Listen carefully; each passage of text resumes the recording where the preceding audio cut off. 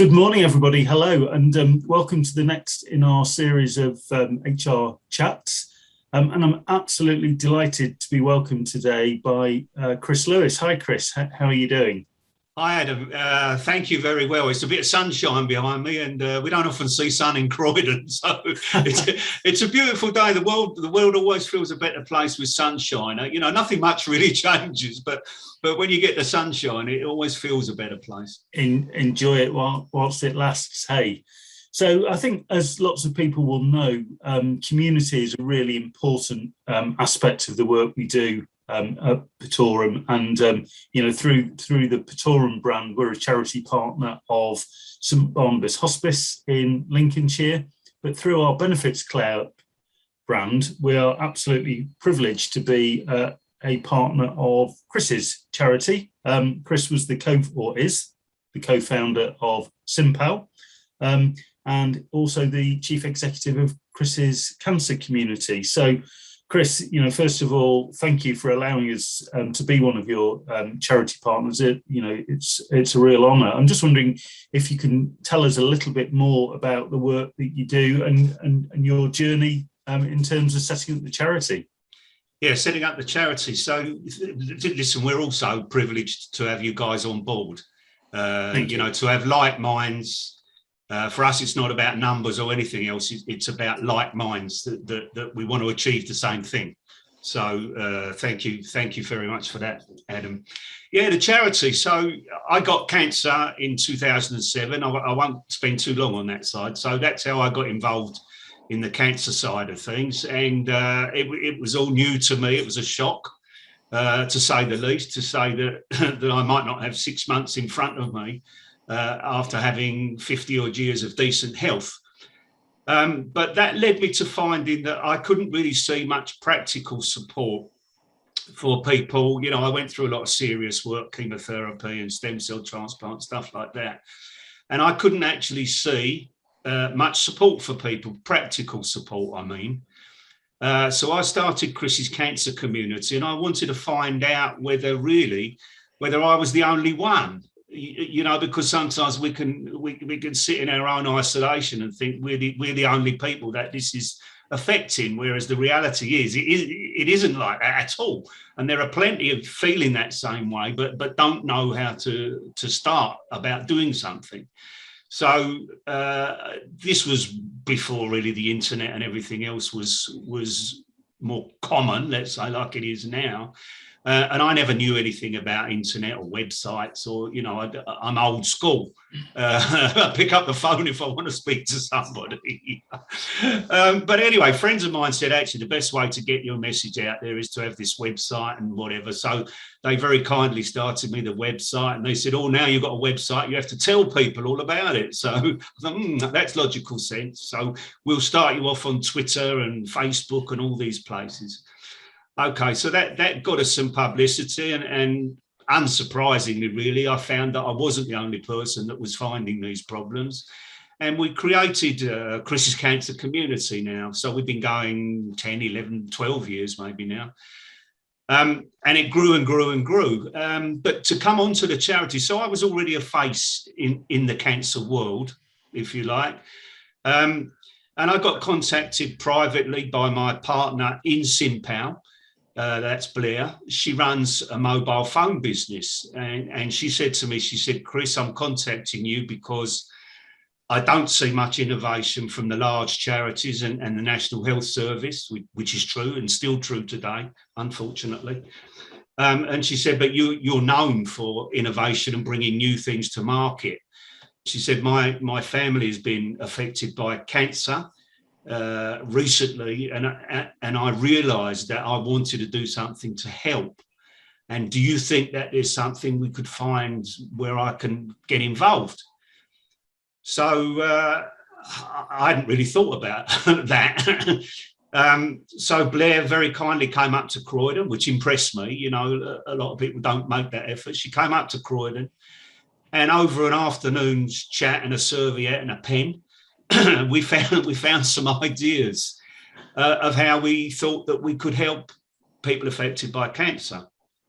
Basically, before COVID, of course, we knew there was cancer poverty.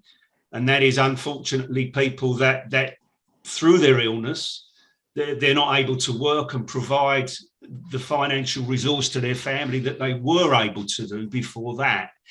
And that's a lot more common than people might imagine. Back in those days, it's even worse now, everybody assumes that everyone has a mobile phone and that everyone is online. And of course, through COVID, we've seen that very much isn't the case. Yeah.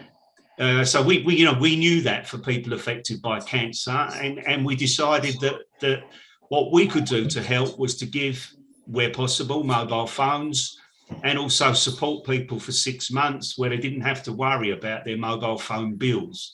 So they could keep in contact with their loved ones and their hospital and all those people that needed to be in touch with them, and they didn't have to worry about a bill. So we wanted to look after that for 6 months.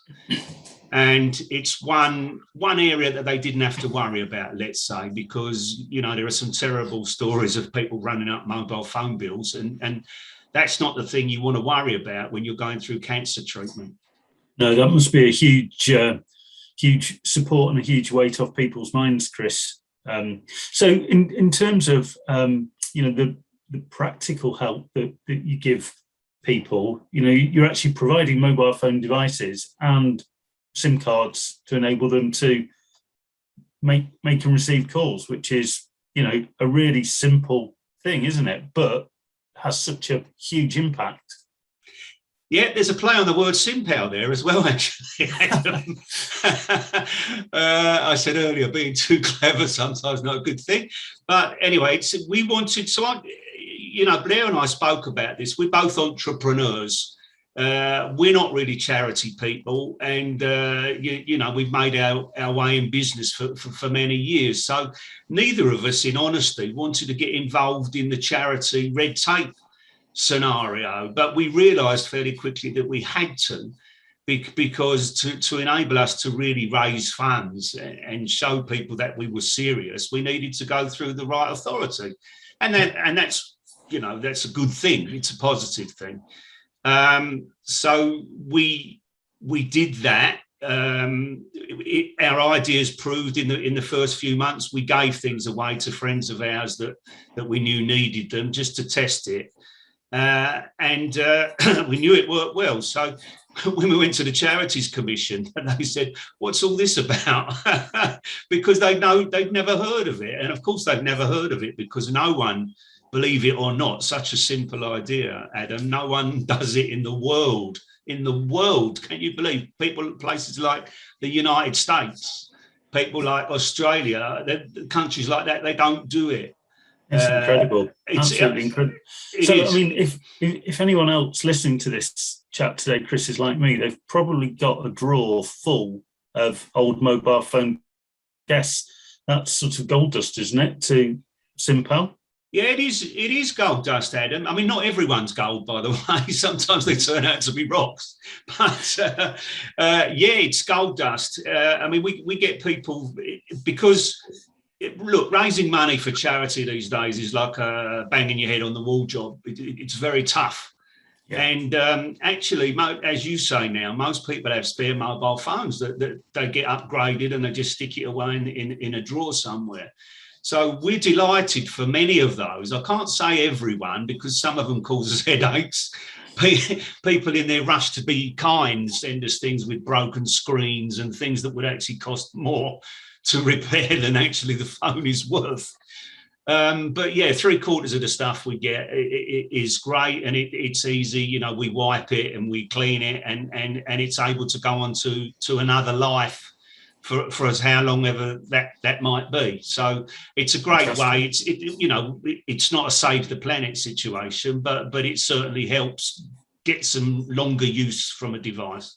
Sure. Well, we'll make sure we share the website details for Simpal, Chris, on the screen at the end of the chat. And if anyone listening, does happen to have 5 minutes to check through their drawers and find any old mobile phone devices, I know you and the team will be very, very grateful to receive them, I'm sure. We will indeed, Adam. In fact, we put a new section. We've got a new website now. So there's a section that people can get hold of us. Just drop us a mail before sending the fund, so that we can ensure that it's not got some security code on it that we can't break and that sort of stuff, to avoid people wasting their time and energy.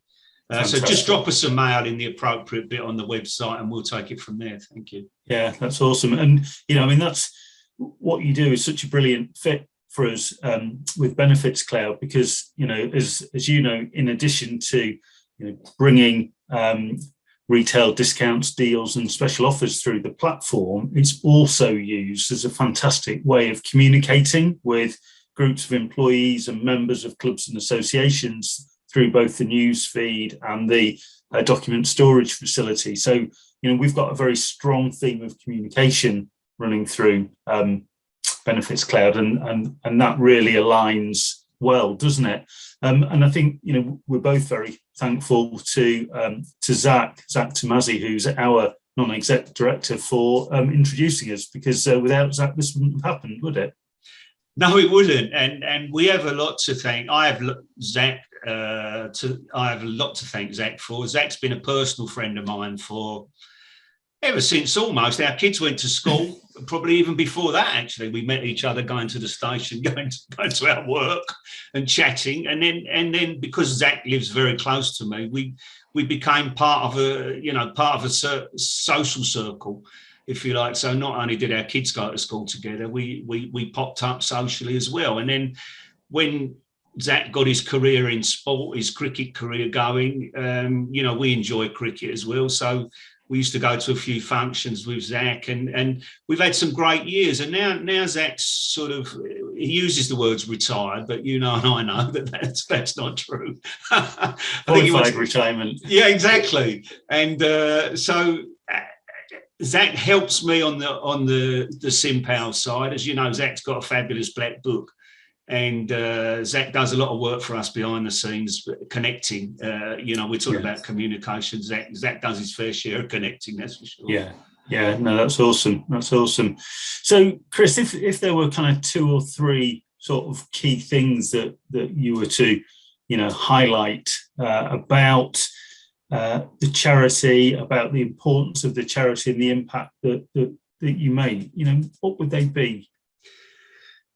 Yeah, I mean, it's something so the communication thing you touched on earlier, Adam, I think what we've seen with COVID now, if people didn't understand the importance of digital communication before COVID, I think they do now. Yeah. And so we always knew it was never our intention to stay in the cancer world, because the problems that are in the cancer world are pretty much across older people, younger people, across all of society in one form or another. If you turn on the news and you turn on some of these documentaries, you can see people that are getting older, people that are vulnerable, are lonely. They're feeling lonely. And actually, look, a mobile phone, of course, it doesn't replace face-to-face work. Of course, it doesn't do that. But what it does do is it actually complements that, and it means that you don't have to be alone, and we've developed, obviously, over time since COVID's come, our wonderful Zoom and our wonderful Teams, where we probably wouldn't be where we are. A lot of businesses have started off on the back of all that, doing things virtually. Yeah. And it's a wonderful thing. So what happened to us, Adam, was the fact that we stuck to cancer because we're only a small group of volunteers, and we didn't want to step outside that because the world's a big world, right?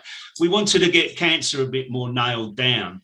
But then COVID came, and then all the problems became very public about kids getting their education, old people getting left, didn't get food, and food banks needed to know, the whole community communication issue was vast.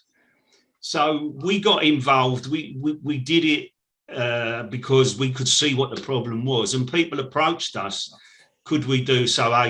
Age Concern, Age UK, Alzheimer's. Some of these people came on and said, "Look, could you help us?"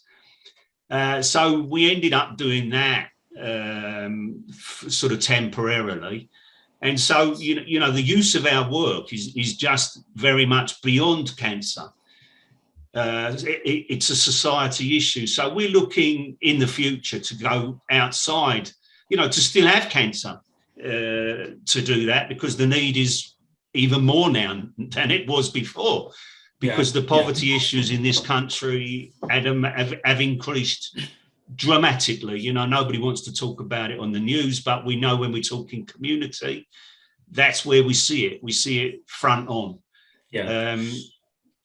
So, well, I mean, I think the power of community is strong, Chris, isn't it? And, you know, the importance of those human relationships, you know, to work and society, and the way that organisations, and particularly successful organisations, work is, you know, is particularly important. And I think, you know, we're planning another chat, aren't we, in a few months' time, to really pick up on that theme and pick up about the importance of leadership and effective leadership in organisations, and also community leadership, because I think, you know, that certainly, you know, screams out loud and clear, Chris, in terms of the role that you play both within Simpal and within your cancer community. So, Chris, thank you for everything that you do. You do amazing work, and you know, as I said at the beginning, it's a real privilege to be associated with you and your organisation. Thanks for your time today. Absolutely brilliant. You know, we had to be nice to Zach along the way as well, didn't we? You know, sure. We're always nice to Zach, Adam. Absolutely. So, Chris, have a brilliant day. Enjoy the sunshine in Croydon, and thank you. Seeing you soon. Yeah, it's a privilege and an honour for us too, Adam. So thank you very much. Brilliant. Have a great day. Have a great day. Bye. Bye-bye.